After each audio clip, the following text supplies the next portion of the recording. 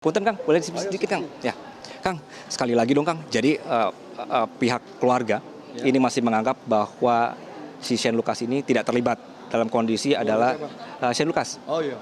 Pihak hukumnya, kuasa hukumnya menyebut Shane Lucas tidak terlibat, dipaksa Mario untuk ke lokasi, kemudian dipaksa untuk merekam. Hukum melihatnya seperti apa? Ya, yang pertama sekali lagi itu fakta hukum ya yang tidak terbantahkan bahwa ada keikutsertaan dari S.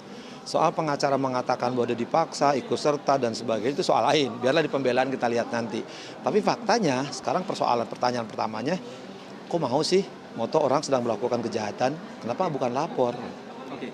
Kenapa mau gitu ya? Ya kok mau? Kalau misalkan ada orang perbuatan mencuri, perkosa, kok mau ngabadikan? Kan harusnya nolak dong.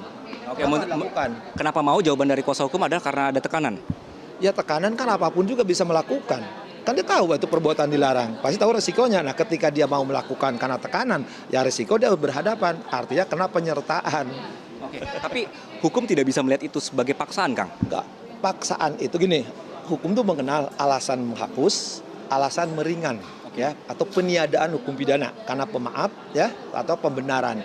Nah pidana diatur alasan pembenar, alasan pemaaf. Nah kalau hubungannya relasinya bukan relasi otoritas, ya di bawah kekuasaan kayak dulu Sambo sama Ican, ya itu yang paling gampang. Kemudian de jure ada, ini kan enggak temen kayak lu sama gua, lu perintahin perbuatan jahat, lu tertekan tapi lu mau, ya nggak bisa itu. Tapi kan konteksnya nih, misalnya nih Akang dosen saya mahasiswa Akang, saya takut Akang kasih saya nilai buruk dan akhirnya menekan saya, itu kan juga bentuk paksaan Kang? Ya, tapi ada jeda waktu itu sepisah. Ya, kalau contoh dulu kenapa dulu yang paling menghilangkan selalu saya menggunakan pasal 51 karena ada jeda waktu berbuat. Katakan itu mahasiswa saya dosennya. Kan untuk melakukan ada jeda waktu untuk berbuat. Yang paling gampang dulu di kasusnya Ricky sama Sambo. Dia kan bisa menolak tawaran. Nah, ini juga sama. Kan jeda waktu lama. Lo kalau nggak merah gini kan bisa kabur. Oke. Kang, tapi saya tetap coba challenge ini ya. Dalam kondisi adalah si Shane Lucas ini dijemput, dipaksa datang ke lokasi.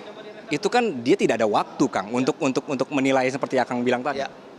Itu sekali teruji di pengadilan di ruang sidang. Karena di AG udah tertulis peristiwanya. Dan itu sudah di putusan PN maupun PT bagaimana peran S, peran M itu sudah tertulis di penyertaannya itu. Jadi kalah strategi. Mau dirubah pasti bertentangan putusan yang pokoknya asesornya, embel-embelnya. Kalau sekarang ada penyangkalan S maupun M, ya hak mereka. Tapi sekali lagi, keterangan saksi hanya berlaku bagi dirinya sendiri sepanjang tidak dibukti oleh alat bukti yang lain.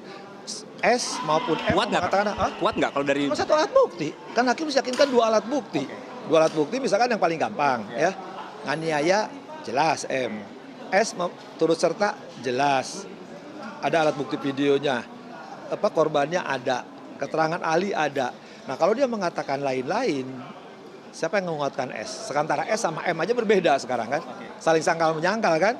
Nah, kecuali kalau MS ya bisa saling menguatkan peristiwa yang sebenarnya, misalkan dia tertekan atau dia dipaksa, boleh. Tapi pasti akan nyangkal keterangan S kan.